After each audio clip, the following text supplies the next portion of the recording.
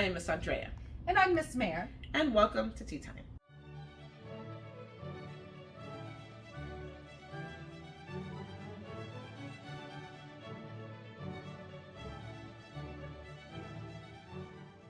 All right, so previously we've talked about how COVID broke homeschooling.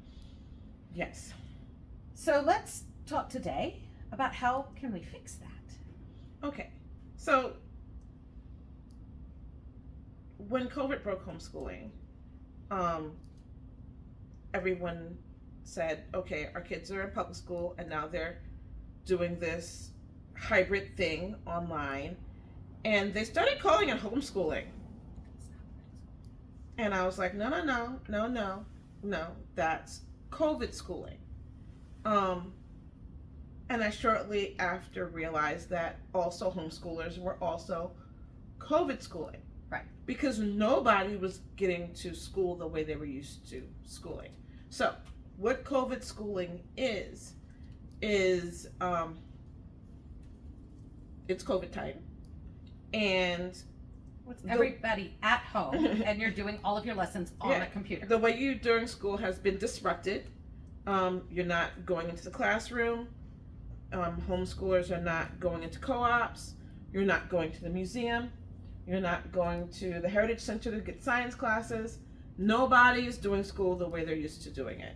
Everyone is restricted by disease and or the fear of disease. And so now we're all home.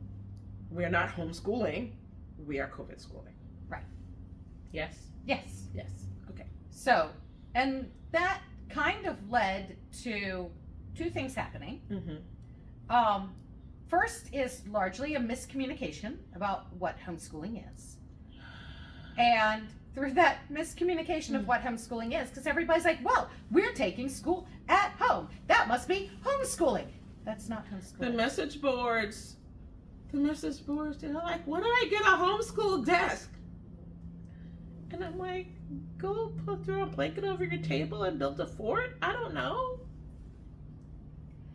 So people misunderstood it, misunderstanding and thinking that they're homeschooling when they're just looking for what they're used to. They're the schooling at home. So two things happened. First, you had this huge inflation of people into the homeschool community, people looking for homeschool co-ops, people diving into homeschool message boards, deciding that they're going to now homeschool their children. Because the schools all kind of shut down in mid-March. And in the South, that was 2 months of this, okay, we're going to get through this. We're going to go through the motions. No one's going to fail. Whatever you were doing in school at that moment is going to stick. We're just going to go through the motions. We're going to get to the school year. Next year, we're going to be in person again. Right. And then they found out they weren't. Right. And they were like, forget this, forget you, forget all of you. We're homeschooling. Dear fellow homeschoolers, I'm going to start homeschooling too. Where do I take my child? Or what do I do first? And the answer was like, awesome. Since we're still in COVID, why don't you just decompress? Well, what does that mean? Just let them chill out for as long as they need to. Bad idea. I mean, it's not a bad idea. The idea of decompression is not bad within itself. If you're going to stay with the new educational model. But the new homeschoolers didn't know what they were going to do next. They had no idea. They also didn't know what they were getting themselves into. Right. The veteran homeschoolers were like, well, homeschooling's great, so come join us and we'll take care of you. But they had no idea that these people were going to get real tired real fast and tap out. Because we're miscommunicating. Right. Both sides are using the term homeschool to mean two very different things. I don't know how they missed it because I saw it. Maybe. Well, both sides are using the term homeschool to mean two different things. Because what homeschool in a traditional sense means, when you file that declaration of intent, when you are homeschooling your child, you as a parent are responsible for your child's education. You are responsible for educational administration. You are responsible for choosing what classes your child takes. You are responsible for ensuring that your child completes the work to complete those You're classes. responsible for knowing what your child taking a course means. For knowing what them taking a course, what the expectations and requirements are for that. And you are responsible for grading the work that they do. That is homeschooling. A lot of people jumped into this not understanding that fundamental fact. Well, I think a lot of really relaxed homeschoolers, of which I am one, and a lot of unschoolers were like, let's train people how to do it right.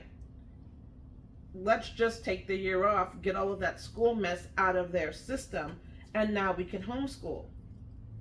And then they tried that, and then about 6 or 7 months in, when the parents said, okay, time to open the books, the kids were like, I've been chilling and I'm fine. You go open a book. I'm gonna sit here and play this game. And after 3 or 4 months of that, the parents are like, back to school. Well, so 2 things happened. Or to a homeschool. Or to a homeschool organization. Because either they dove straight back into public school as soon as they opened the doors, which means now your child's lost all of that ground because they've lost a year and change. The deschooling mindset, while that can be very valuable for transitioning to a new educational model, when there is a very intentional educational model to be found, is very valid. It is unhelpful if a child is going to return to a traditional schooling model, because then all you're doing is you're breaking the habits of that they need to survive in that. Here's the reason. I'm not being mean, and I'm not gatekeeping, but here's the thing. It takes 2 years to get the full value of becoming a new homeschooler. And no one had 2 years. No one had the energy to make it the whole 2 years. They said, okay, I'm either sending these kids back to school because ain't nobody listening to me, or I'm taking them to a homeschool program. And that year, all of the homeschool programs went because everyone flooded into homeschool programs. And we had a lot of people come to us that year. We did. And I was like, how long do you intend to homeschool? I said, because we can't homeschool for 1 year and be successful. Right. It takes a couple of years for you to see the fruit of it. Oh, I'm going to homeschool forever. I mean, some understood that they weren't going to homeschool long and they wandered back away. But the 3 or 4 that kind of got in under I'm going to homeschool forever, no, had no intention. And so what happened was they had no understanding. True. Because they didn't understand the role of the parent in the homeschooling. Right. They didn't understand that they were still fully responsible for their child. Right. It was kind of like, where do I take my child to homeschool? Home. You bring them to us for extra help. Right. And so when it had done this in September, I could say by January, right, it had done this. And a bunch of homeschool programs closed because they had hired and rented spaces. And they could no longer afford them. And so a lot of that, and this is another thing that COVID broke, is this understanding of the role of the parent in the homeschool process. And, you know, we touched on it before. You are the principal, you are the teacher, you are the tutor, you are the person that is in charge of every aspect of your child's education.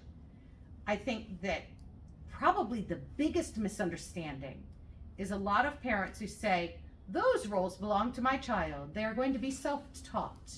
They will learn what they want to learn. They're going to guide themselves. And you know what?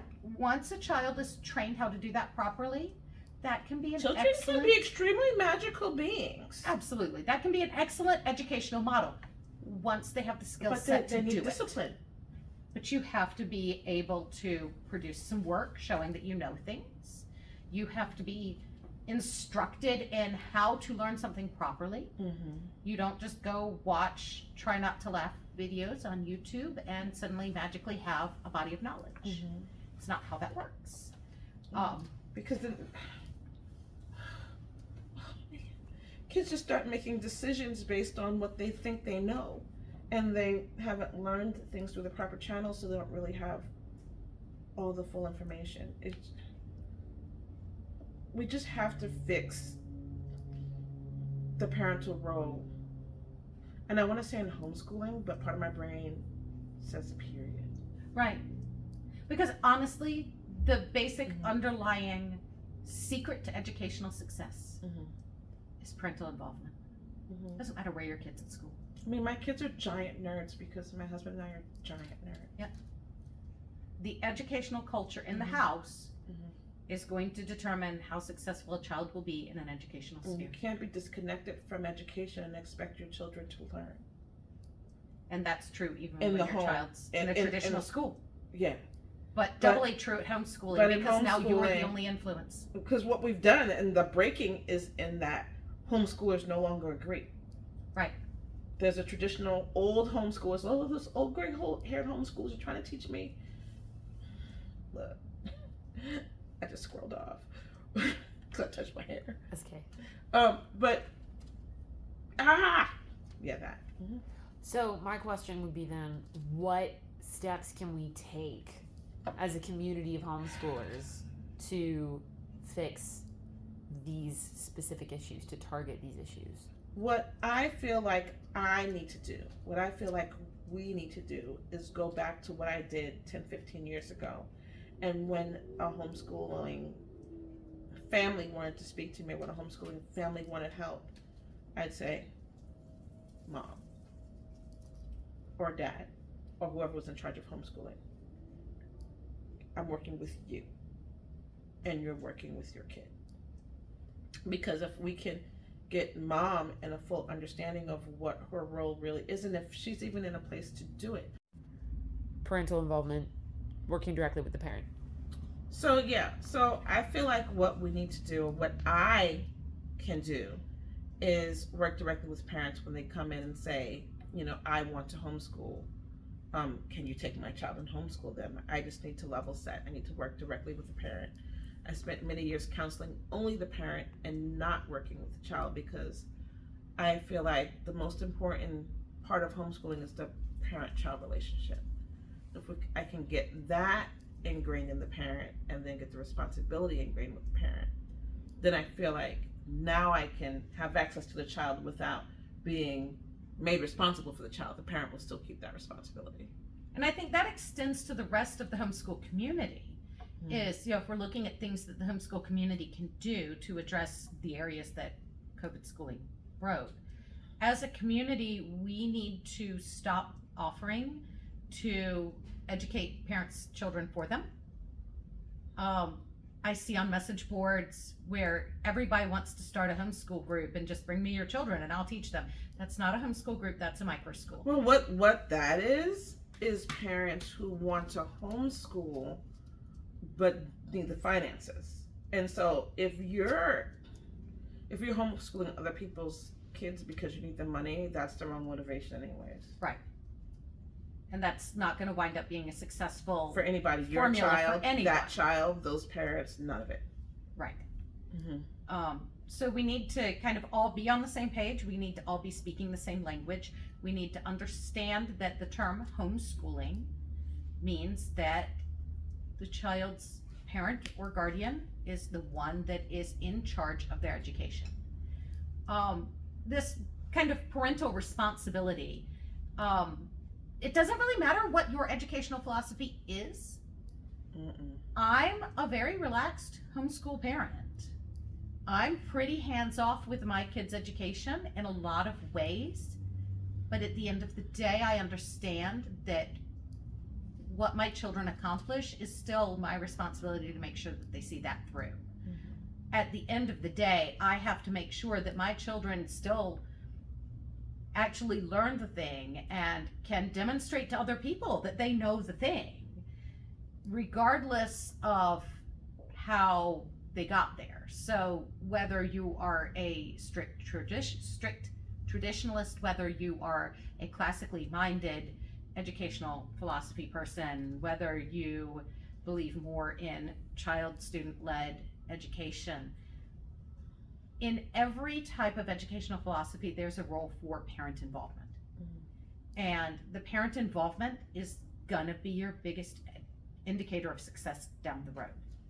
So by far, by far, we deal with enough families to know that the parents who, like, they'll come in and they'll talk to me about something that the child learned that week. Those are the kids that are doing better than the parents that come in and go, great job with the kid. I have no idea what they learned. And I'm like, you don't know what we're teaching your kid?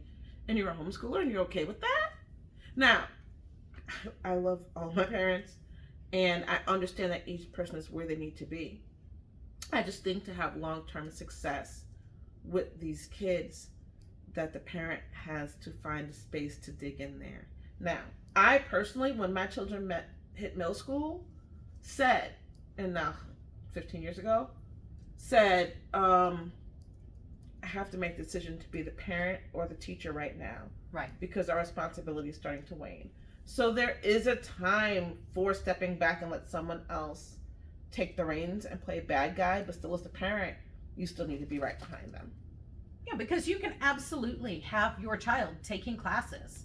Even when you're homeschooling, there might be something that you're not particularly strong in, and you know that somebody who knows the material better could explain it better to your child. Maybe you've tried. Maybe it's something that you know really, really well. My bachelor's degree is in English. I promise I can write. I could not teach my children writing. Not for anything. I already knew it so well that I didn't understand how to teach the beginning parts of it. So from an early stage, I had my child working one-on-one with a tutor. And so even now, like language arts and history and stuff like that, my children are in a class because they have to get that foundational stuff that I'm so far beyond that I forget that you have to teach sentence structure because I just do it naturally. So just because you're homeschooling doesn't mean that you have to teach every single class, but at the end of the day, you still have to be responsible for what your children are learning in the classes that they're taking from somebody else. You need to know, okay, we covered this topic. Okay, this is my homework. Okay, have you done that homework? Here, let me read it. Let me see what you're saying. I'm interested in what you're interested in. Because if you don't have that culture of education in your family and you don't have that culture of education in your household, your children aren't going to grow up with the value of education. And that's true no matter where your child's studying. That is, you can't homeschool and disconnect academically, just like you can't do traditional school and disconnect academically. We have to stop disconnecting academically from our kids. Because parental involvement is the single greatest indicator of academic success, no matter where your child's getting their education from. So what does this mean for the future of homeschooling? Speaking of like addressing all of these issues and everything we've talked about. What we're seeing, because we made it a point this year to network with other homeschool programs, what we're seeing, thank goodness, is a return to the way things were done in the early 2000s, where these programs are coming up who aren't taking the role as homeschool principal or homeschool teacher, but they're taking the role as, here's a homeschool center, and here's all the materials you will need to homeschool your child. Come in here with us and teach them, and we teach them together. Right. And I think going back to the roots of early homeschooling, 2003, you get some books from 2000 to 2006 on homeschooling, I think you'll get it. Right. It's a community deal, not like you don't have to do this alone. You can do it in community with other people. You just have to set your expectations that at the end of the day, you're in charge of your child's success. I do think we're getting to an equilibrium. I do think that a lot of the people who jumped into homeschooling because they were frustrated with what traditional schools did during the COVID pandemic, I think a lot of them have returned to traditional schooling environments. And some are coming back out. And those are the ones who are going to be the long term. They are. Because they tried it and they were like, I'm stressed. They went back in and they were like, no, I'm going back. And now I know what I'm getting into. Right. That's the most important part, is making sure that the new parents know what they're getting into. And so if they've gone back in and said, no, that was better, Right. Now they've got some experience and they know how to research and get that fuller. Because that experience is going to help set expectations for what's going to come out of your educational journey, what needs to go into the educational journey. And, you know, I think that people had an expectation of homeschooling that it was going to mirror a traditional schooling environment. And so while homeschooling with support, homeschooling with a community, and having other teachers in homeschool with you, all of that is very much how homeschooling works. You're not doing this alone, but that's not the same as turning over your education to someone else completely. So in a more traditional schooling environment, as the parent, you have said, wherever my child's attending school, they're deciding what my child's learning, they're deciding what curriculum we're using, they're deciding how they're going to pace that curriculum, they're deciding how we're going to evaluate what students have learned. And a homeschool environment, you get that control yourself. If you don't take control of those things, not making a decision is still making a decision. And so now we're not making a decision about what is being studied, what curriculum we're using for that, how we're pacing that out, how success or the education is being evaluated. And so then things are falling through the cracks and education's not really happening. Generally speaking, I think most homeschoolers would agree that you're going to evaluate a student being finished with the class based on mastery. The child understands the material well enough to be able to use it in daily life, to be able to build on the next lesson. We are not here about, can we pass a test? We are here about, do you now have the knowledge and do you now have the understanding that you can take that and build on it?